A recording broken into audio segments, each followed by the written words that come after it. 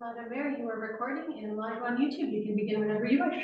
Great, thank you very much, Madam Clerk. Welcome everyone to our final regular council meeting of 2023.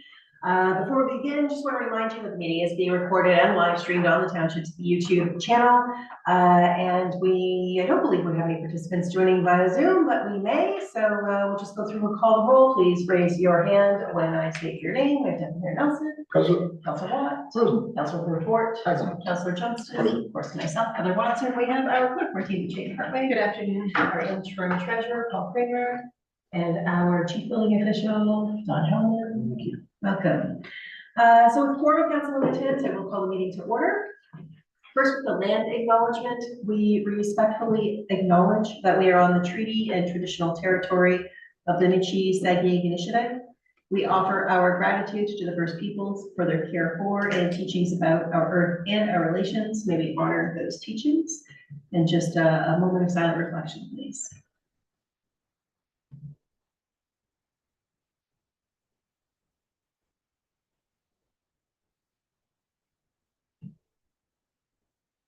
Okay, we do have a couple of agenda changes we'll address. Wait, nope. We have disclosure of pecuniary interest. Let's start there. Seeing moving on, now on to the adoption of the agenda. There are a couple of changes here. So we have item 8.2. There was a delegation schedule that has now been withdrawn. Also, I think with council's approval, I'd like to move item 12.1, the letter from the Birchcliff Property Owners Association that's in under correspondence. Move that up to item 10.2 so that it can perhaps be considered in relation to our 2024 budget approval. So are there any other changes to this evening's agenda? Do I have a motion, please, to approve that with those changes? Councilor Report, seconded by Councilor Johnston. All in favor? And that motion carries. On to item number 6. We have 2 sets of minutes, including our special council meeting from November 28th and our regular council meeting on December 5th. Just one resolution will do for both. Councilor Watt? Seconded by Councilor Johnston. Any discussion on the minutes? All in favor? And that motion carries. We have one item on consent agenda, item 7.1. So assuming no one wants to speak to that, then we can just get a motion to receive and approve. Councilor Report, seconded by Deputy Mayor Nelson. All in favor? And that motion carries. Great. So we do have a public meeting this evening for amendment to the permit fees and for building and septic permits. If I could please get a motion to open the public meeting. Deputy Mayor Nelson, Councilor Johnston seconds that. All in favor? And that motion carries. And now we will hand it over to our CBO. Thank you. Council, you have my report in front of you. I think just high level, if I can, we haven't increased permit fees since the 2021 year. We know that the cost of doing business has gone up, and it's in previous council has wanted the building department to balance its own budget and not affects on the tax base. The fees that we're proposing, a fair amount of our permit fees are done by cost of the construction value. And the way that we're not seeking an amendment to those, we look at it and we say, well, inflation and cost of construction has gone up. And that, as cost of construction goes up, our permit fee would also rise due to that. So we don't have to affect our base fee of the $14.50 per 1,000, but rather let the cost of construction dictate on how that permit fee increases. We would view it as not double dipping in this scenario. So the ones that we did take a look at were our septic permit fees, which are a fixed fee, and we're seeking to increase them. And even the increase that we're seeking is in line, it is in line with the inflation that we've seen over the last 2 years, and it would put us more in line with Peterborough Public Health in the 2022 permit year. We would still be through 2023 for their fees, we're still under them now. So a standard septic permit for them would be $1,000. For us, it's the 750 that we're asking for. So we still are below what we would see through most of the municipalities through the Peterborough Public Health. So we're not overcharging on that. And then a few of the other fees that we have asked for is the permit renewal fee. This was something that had been brought forward a fair amount of time ago to council. It appears to have been approved but never implemented. My report speaks to this in a little bit more detail, but the idea is that we put a lot more effort in. The longer a permit stays open, there's a lot more history that goes into that we have to do some research on. We only enforce the code of the day on when that permit was issued. And so when the building official gets the request for an inspection, there's a lot more work for us, and we need to capture that cost somehow. And so by having a renewal fee, it looks at that. It also incentivizes for homeowners to close their permit. So we can sometimes see where they'll get an occupancy and they move in, but they never work towards finalizing the permit. What can happen there is maintenance issues come up in our final inspection. So then it starts to really drag on the property owner, and they say, well, we've done this once already. And it's like, yes, had we finalized it, or had you called us for a final and it was closed, this wouldn't be something that we'd be inspecting. So again, it is something to help the homeowner. And we also see that this rears its head in a lot in sales. And so it's at the 11th hour, the sale's going through, and it's noted that the permit's open. And so though there is some benefit to the building department, it also helps the ratepayer in just keeping this project moving and making sure that they don't get caught later on down the road with additional costs, or maybe the sale of their house not going through. The other permit fee that we're looking at is for permit revision or extra plans review. And again, this isn't during the permitting process, this is once the permit's issued. And what's happened is when there's significant change to the project that causes us to go back in and review the project itself or reissue a permit because they're asking for something different. Again, we're doing the work that we've already done, and we just need to capture that to balance our budget. We need to get paid for that work is kind of how we see that. We have seen it doesn't happen often, but where sometimes people will push permits through and they say, well, we'll deal with that in a change. And that's what we don't want. That's when mistakes happen. It's when holdups happen on site. We don't want to see that. We want the ratepayers project to go smoothly. And this helps, again, incentivize them not to just push the permit through and deal with the change after, but let's get it right to start with. And we do see that as a benefit to the ratepayer. And sorry, I'm just looking for this permit renewal. Sorry, my last one is my additional inspection fee. And this comes from, we're continuing to work hard in our department to give a level of service that we believe the ratepayer deserves, and to give them a level of professionalism, and we're asking that they meet us with this. So if we show up on site and they have none of the documentations that we've clearly asked for, they're not ready for the inspection, or there's so many deficiencies. If we come back once and we give them their list of what they need to correct, and we come back and we can pass it, there's no additional fee.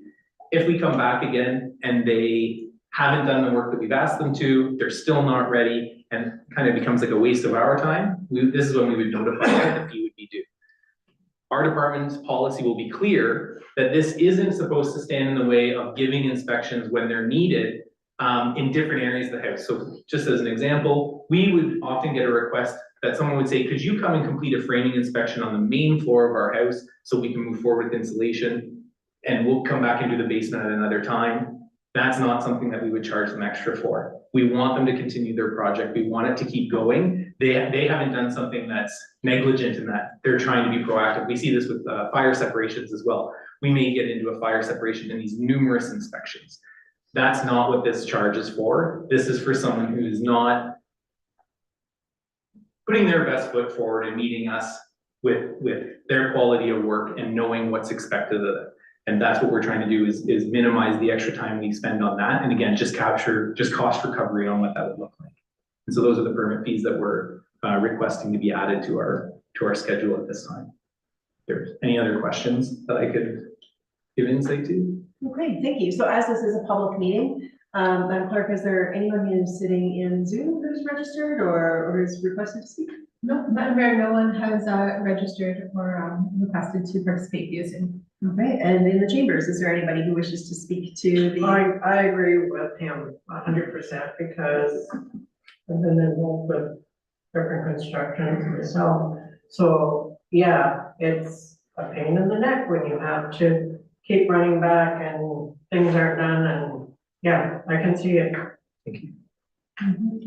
Yes, I would support that as well, with my background, which you all know. It's like, isn't that why you're here? No, it wasn't Coincidence, why, yeah, it's but, coincidental. I'd support every one of those initiatives, that's good.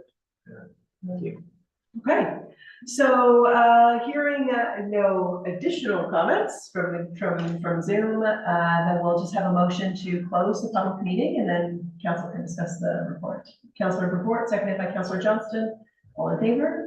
That motion carries. So now we're just looking for, a motion to receive and approve, or I'm assuming the recommendation is in the report. Deputy Nelson? I'd so move the recommendation and Yeah. it's in the report. Okay. Councilor Watt, you're seconding that? Yes. Any discussion to the motion? All in favor? And that motion carries. Thank you. Thank you very much. Thank you. Okay, moving on to item 10, since we've got no public comments coming in.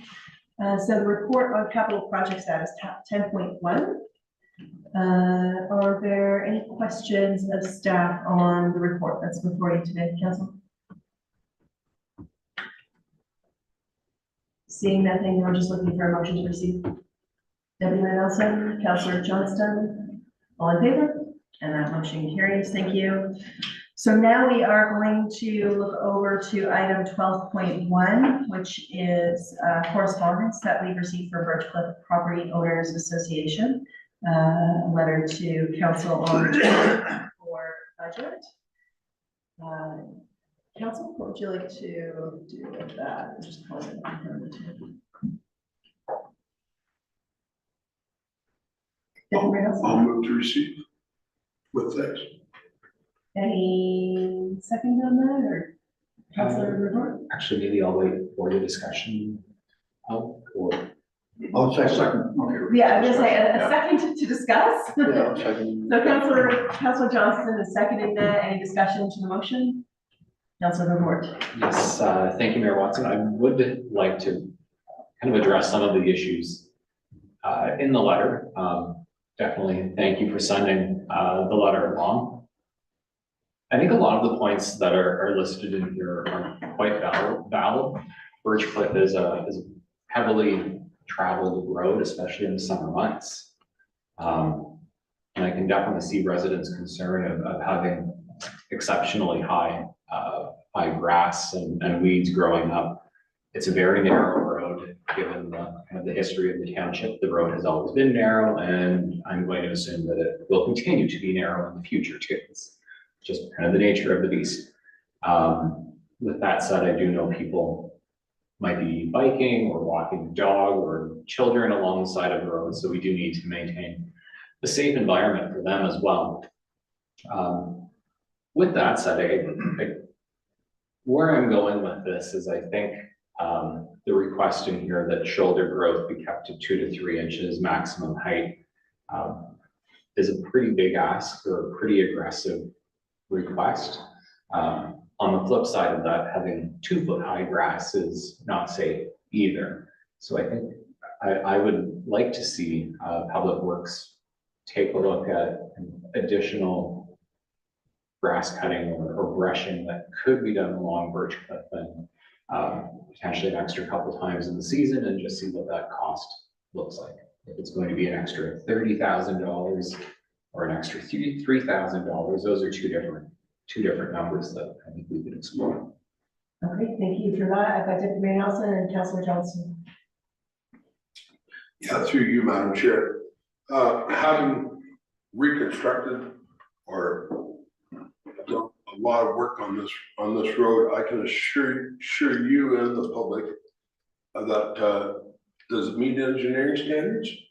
No. Does most of the township roads meet engineering standards? No. Does this road actually, the surface width is probably one of the widest township roads that we actually have. Most of the roads in most of the section is over 8 meters wide. all we have to provide to the motoring public is a 3-meter lane. That's a total of 6 meters. Most of this road is over 8 meters wide. I get so upset at listening to everybody saying that it's a narrow road. There is a couple of narrow sections throughout the road that, because of rock and because of where it actually is, yes, it's narrower. But we don't have a lot of people actually walking through that section of where the road is. Most of the walkers are out at the other end of the road, not so much through down by Dunford's Landing Road. There isn't a lot of walkers through there, but that is a section that is a lot trickier, and yes, it would cost the municipality millions of dollars to ever come up with an engineering standard that would ever meet. And that is it is not high traffic volume on this road. We have roads, I know what the traffic volumes are because I took the traffic counts. So we have a lot higher traffic volumes of roads that we do need to spend money on. And that's not taking away the point that we don't have to maintain it. I'm not meaning that in any way, shape, or form. And if people do not want to walk on it or ride bikes on it, there's other options. We have a trail. We have a beautiful trail that runs from Lakefield to Peterborough that all kinds of people can go and take their bike and walk that trail, ride that trail.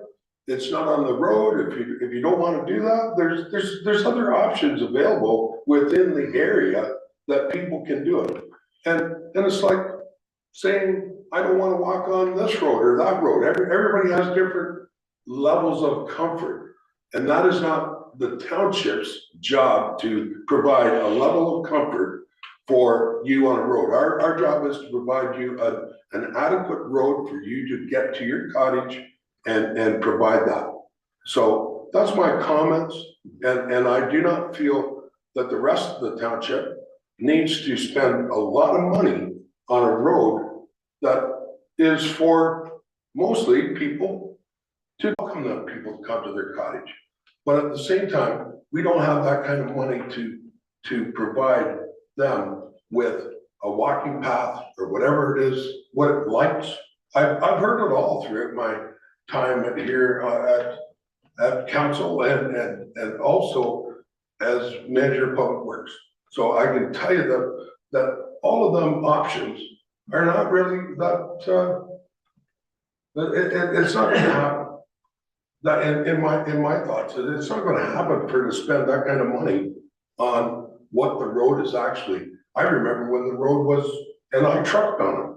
I remember when the road was a gravel road and it was very dangerous, it was not, the traffic volume was not that high either. But more and more people are coming and building mansions on the road. And that's what's happening. Thank you, Councilor Johnson. Yeah, like I was saying earlier, the councillor here, that I do think we need to look at a few things. The unfortunate thing is that we're doing our final budget possibly tonight. And there are things that, like, I'm not a road man as far as being working on or super or anything else.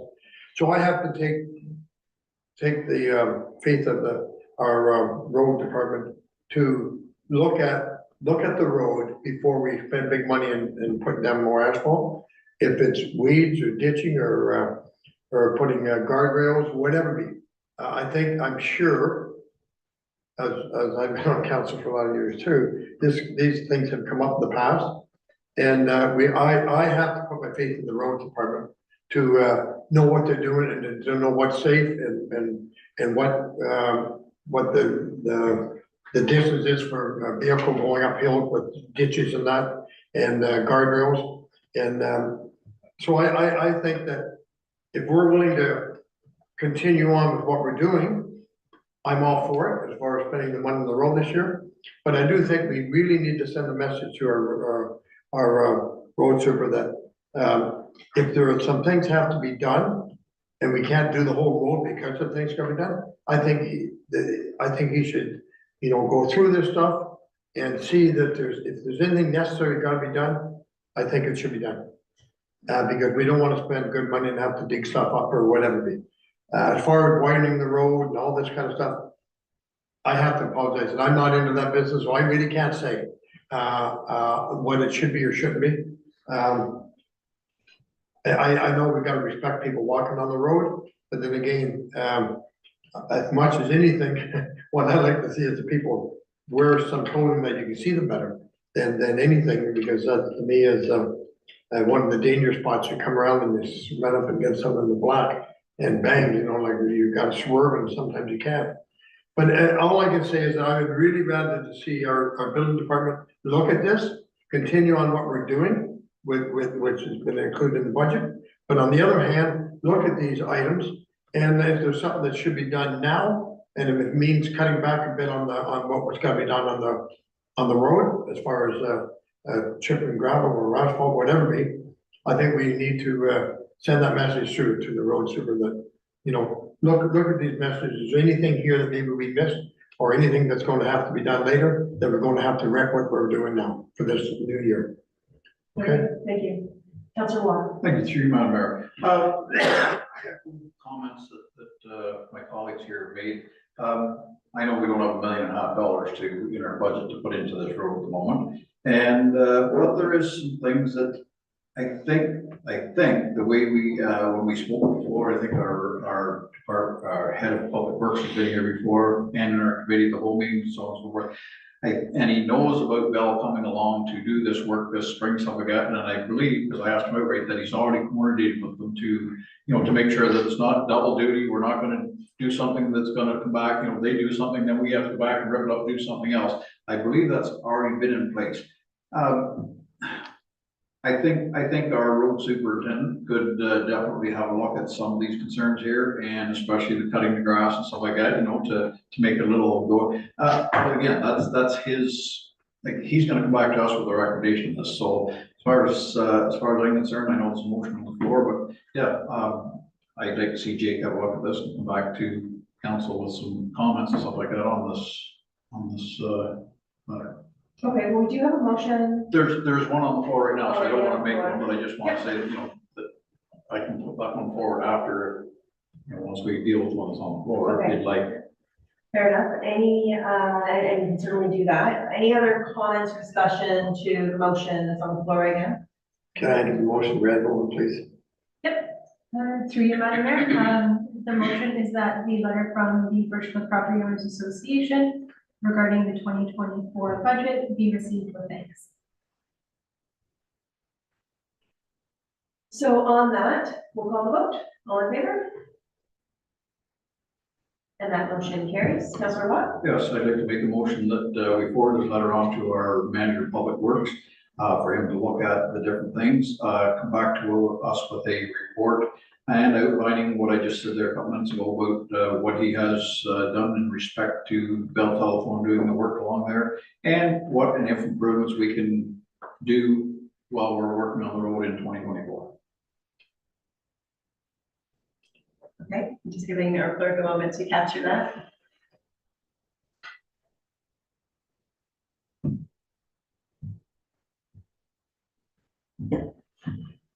Okay, excellent.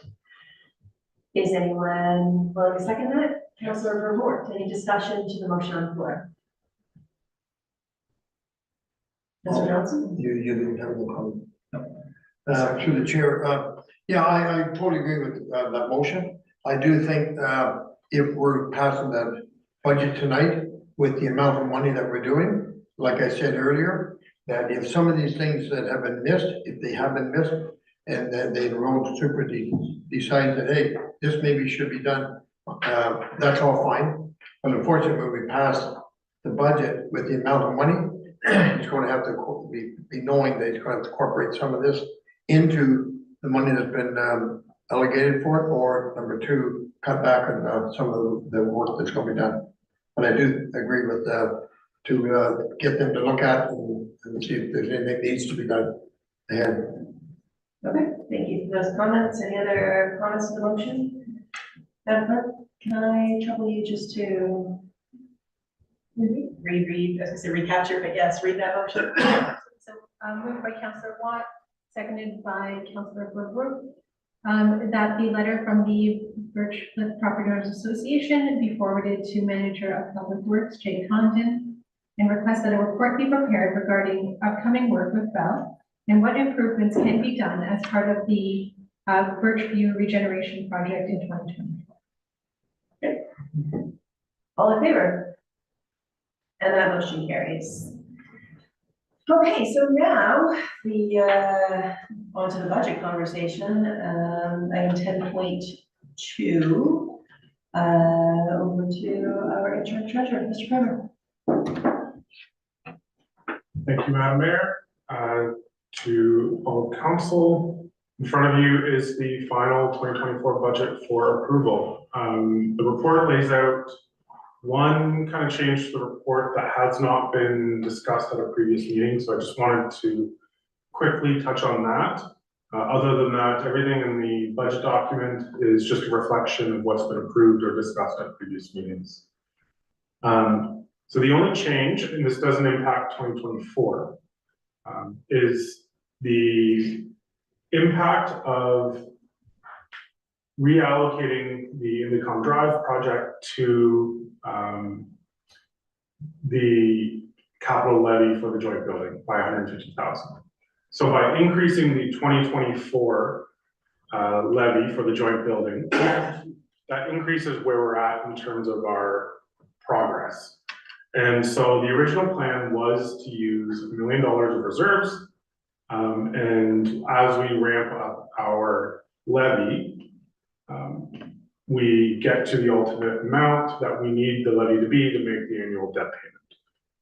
So by ramping up, we can then, it allowed us to spread over, sorry, the other thing that changed is that under the original financing strategy, we were forecasting the first payment to be made in 2024. That is no longer the case, given construction probably won't be completed until, well, at least within this year, at best case scenario. So we won't make the first debenture payment until 2025 at the earliest. This allows us to spread out the remaining increases that are required to get us up to that 914,000. And so what I'm proposing is it actually allows us to do a pretty neat and tidy 1% per year over the next 6 years. However, this is all kind of based on, you know, pretty big assumptions around what the ultimate construction price, interest rates, and so what that debt payment is. So what the proposal and recommendation is that really once we go to tender, once we know, as interest rates change, this is going to be a little bit fluid, but this is the plan as of today. I think it is a good plan for ratepayers, as we won't see a big shock in any given year. That we won't have another large bump like this year related to the joint building. But it does spread it out that, you know, each year over the next 6 years, there's still going to be impact to the levy for this joint building, but at 1% per year. So that's going to be the only change that's in the report. Again, we aren't necessarily approving that strategy. We will approve it when we do have a lot more final numbers.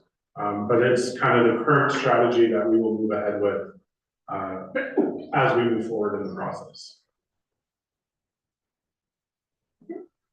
Thank you. Any questions of our treasurer on the report? We're just looking for a motion. Councilor. If I just may make a comment, seeing we're broadcasting to the public and that, I know I said it last time, but just as a recap, so as the budget stands right now, for everyone out there, for $256,000 median property that your value is from at the moment, that means our tax increase is $82.76 per 256,000 of your assessment. So that's what it equates to. Percentage is kind of throws people off sometimes, whatever, because everybody has a different amount for a percentage. So that was that, and I also want to stress that this is just the township portion of your taxes. There's also a county tax over on here and your school tax. So we are only talking tonight about the township levy. So just so that everyone is clear on that. Thank you. Thank you. And with that, are you making a And with that, motion? I'll make a motion to approve the budget for 2024 as presented. Okay, Deputy Mayor, you guys are good? I'm just gonna second the motion. Okay, any discussion?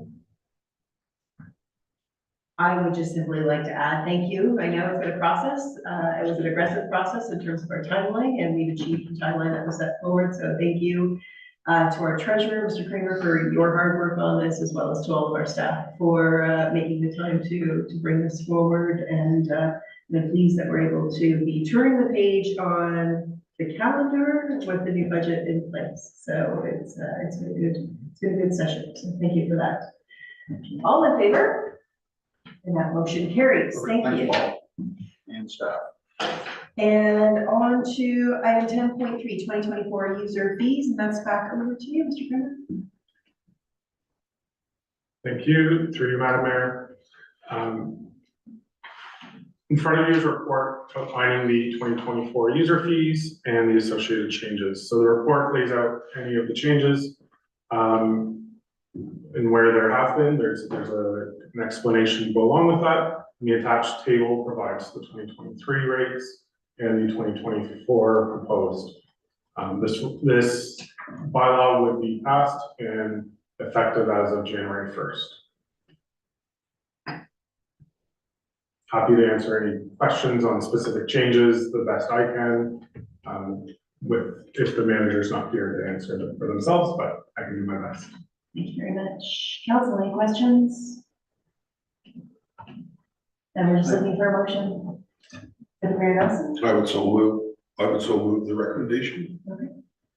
Councilor Watley, you want to say something? I know, I'll just second it. Oh, okay. Thank you. I was gonna move it, but Sorry, guys, for, any discussion to the motion? All in favor? Then that too carries. Thank you very much. 10.4, the community grant policy approval. Mr. Kramer, back over to you again. Thank you, through you, Madam Mayor. This is a continuation of the report that I brought forward at the last council meeting, where I brought forward the draft. And there were some few minor comments, and those changes based on those comments have been reflected in now the policy that's in front of you. The only other item to note is that we did get a request for 2024 from the Kawartha Lake Stewards Association. Their request letter has been attached to the report. Our recommendation is to approve it. I know it's beyond the 750, but in essence, we are following, well, the policy is not yet approved, and the request came in for the policy approval. But at the same time, this would be very similar to how it would work with the policy in place outside of them completing the formal application. But a lot of the information that they've included in their letter is the information that we're looking for anyways, that will be in the application. So the process is the same in that staff would not be approving this. We would be providing recommendation that it meets the criteria outside of the budget. It's over the budget of $750, therefore it must be approved by council. And so here we are. Okay, thank you very much. Council. Council report. I'd like to make a motion to accept the recommendation as presented. Okay, so it's a twofold recommendation. Twofold, yes. Councilor Johnson, you're seconding that? Yep. Discussion on the motion, Councilor Watt? just curiosity, and if I may, to the gallery, Jeff, do you still do anything with the Kawartha Stewards for the water testing? I still do all kinds of lake water testing. I'm off the board now. Are you? Okay. After 20+ years on that. Yes, you did, you put in a good time on it, thank you for that. So I'm not on the board, but my ears perked up. He's simply one of the volunteers. That's why I wondered. All right, thank you for that. Any other discussions on the motion? All in favor? Then that motion also carries. On to item 10.5, Police Service Board transition, council appointee, Madam Clerk, over to you.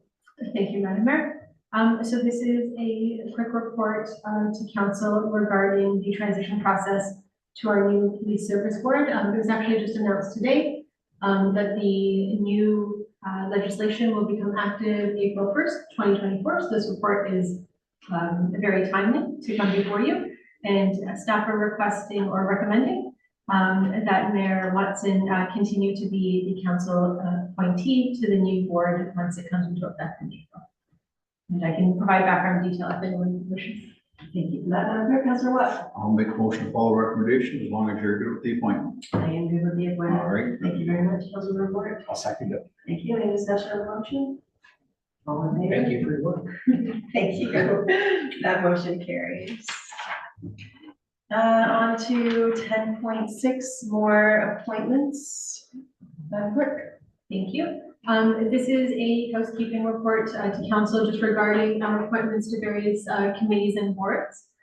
So staff did a review of all of the committees and boards we have and which council members have been assigned to them and what terms are allocated to those. So that information is in the report. The only two boards or committees that need to be addressed is the Committee of Adjustment, which is an annual appointment for members of council. And then the Arenas Facility Ad Hoc Committee doesn't have a term in its terms of reference. So staff is recommending that Deputy Mayor Nelson continue to be the appointee on the Committee of Adjustment for 2024. Because he's completed all of the training, which was quite rigorous. And I think the committee has quite a good rapport going.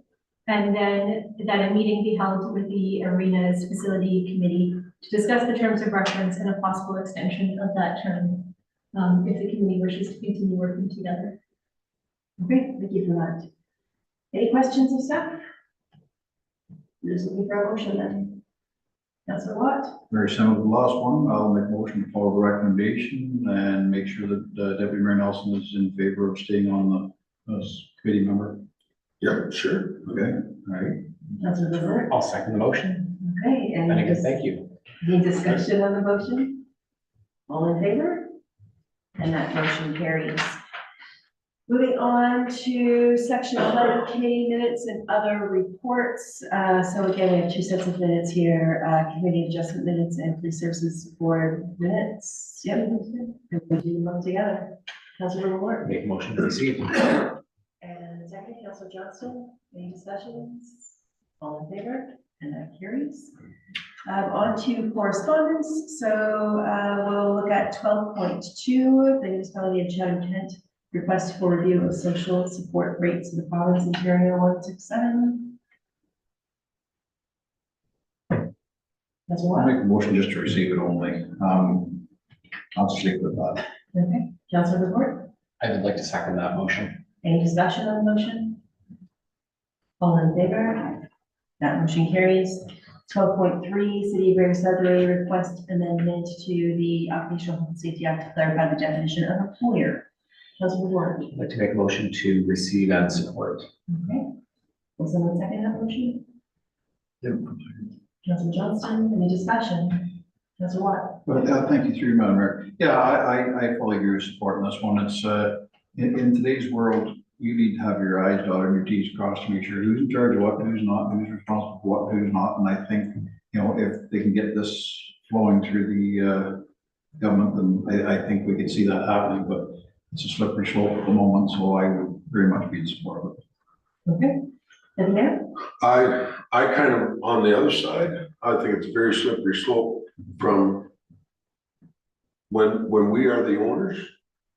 I think it's going to be a real challenge, a big court challenge, and a lot of money spent to ever change this or reverse it. And the reason being, it's always been whoever is the person spending the money is the owner, no matter what.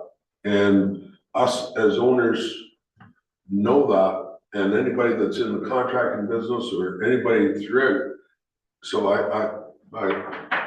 I say that it becomes then who actually is the owner and who is responsible. And what actually changed this, I'll go back a little bit in the history, just for council's benefit. During the West Ray mine incident, I'm sure everybody remembers that. And during that time, the laws and the regulations were a whole lot different during that time. And the owners got off with not providing training that would have saved a lot of them miners' life.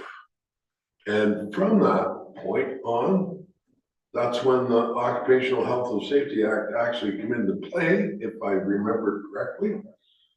And actually that's when they made the owners responsible, and including us as council members and any board or any direction, we are responsible for, as being owners, for anything that is happening. So I find that that would be a very huge, I totally understand where you gentlemen and where council is looking at this, but I find a hard job to actually really support this. And for that reason, knowing who the ultimate person is that is responsible, and in the past, a lot of people never got trained, people were, it was a way out for them to not be responsible for workers, and under the Occupational Health and Safety Act, that's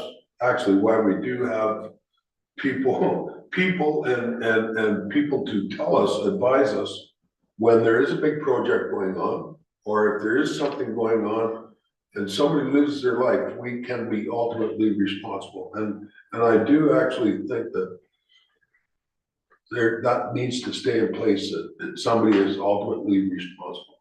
So that's my comments. Thank you, Councilor Watt. Yeah, thank you, and I'll just make my second comment, if I knew maybe through you. Maybe I'm kind of reading this wrong, because I was kind of taking it, going through it, that it's a gray, like, to me, it sounded like it's a gray area. They want to, okay, you're in charge or you're responsible, like it's one or the other. They want it clearly defined. They're not saying it's the owner, they're not saying it's the contractor. They want it clearly defined under the law, which one is it, kind of, I guess. I don't know. I read it that they're not trying to make one or the other. They want to define which one is in all cases, kind of, but maybe I read it wrong. I think, Through the chair. so sorry, through the chair, if I might respond. Councilor Ward has. Oh, sorry, go ahead. Through Mayor Watson, I've read this one through a couple of times, because much like Councillor Watson and Deputy Mayor Nelson, there's a lot to unpack in here. And just kind of the Coles Notes version of this was that the city hired a contractor, that contractor hired a subcontractor, and then someone died. So they worked their way up the chain because the city is the one with the most amount of money, so that's who got sued. Somebody definitely should be responsible for the death of someone. That's not in dispute here whatsoever. But how far removed, like should the city be responsible? The Supreme Court was divided 4-4. And I'm leaning with the 4 that said no, because the city hired a contractor. So that is their employee or their contractor. Then that contractor hired a subcontractor. The city has no purview over that subcontractor. And they definitely don't have any purview over the subcontractor's employee that collects a T4 wage every Thursday. Like, how far, what if we've got 5 subcontractors in a row now? Is the city responsible for the very last person in the chain? Should they be? No. It should be the person who has direct oversight over those employees, or the contractor who hired the subcontractor. It shouldn't be the city. That's kind of how I read that. And it's a big risk for the township, and having this be a gray area, because if we hire a contractor who hires a subcontractor and someone dies, the township can be sued. Should the township be sued for not making sure that the subcontractor's employee was properly trained? Absolutely not. I think that's irrational to think. So that's why I'm fully supportive of this. As Councillor Watt said, it just clearly defines who is responsible and who's not. And when people sue, they always go where the money is. So that is why I'm supporting this. Deputy Mayor? Through you, Madam Chair, I look at it a little bit different, because I guess it's always been drilled into my head. Who is the guy responsible? And I'll put it back to you in maybe a little different terms. And actually, this was actually, something similar to this was actually set out to us, in a law course that I took. And what the lawyer said at that time was, you're a homeowner. So you go down, you hire your buddy Harry down the road. He comes over, you want Harry to climb up and clean your eaves out. But Harry, in the meantime, all of a sudden comes over, he's on his way over to your house. So you've engaged him to do the work as the owner.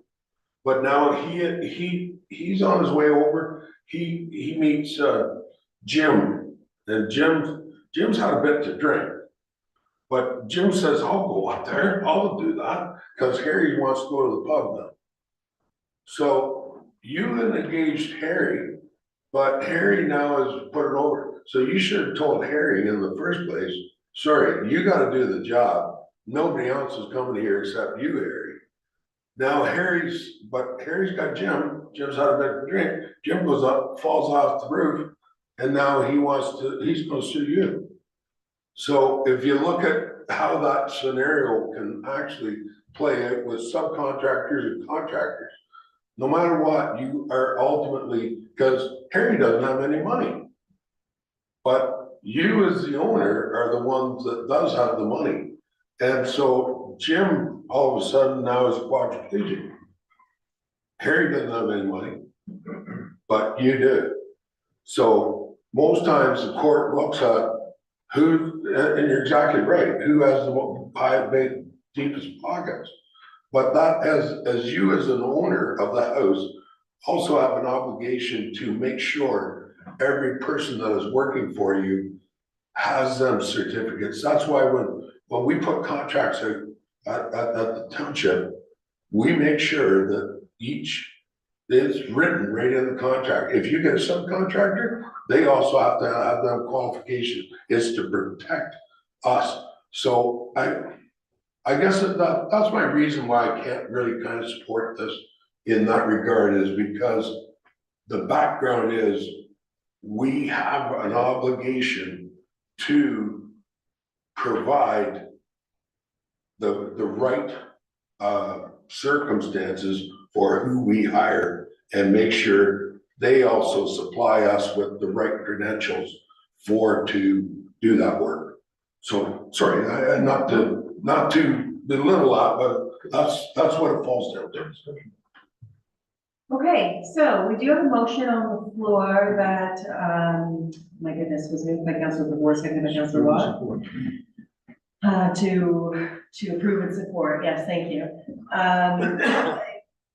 I'll just add my 2 cents. I think that even the discussion today at this table makes it even that much more clear to me that I am not a lawyer. I am not the courts.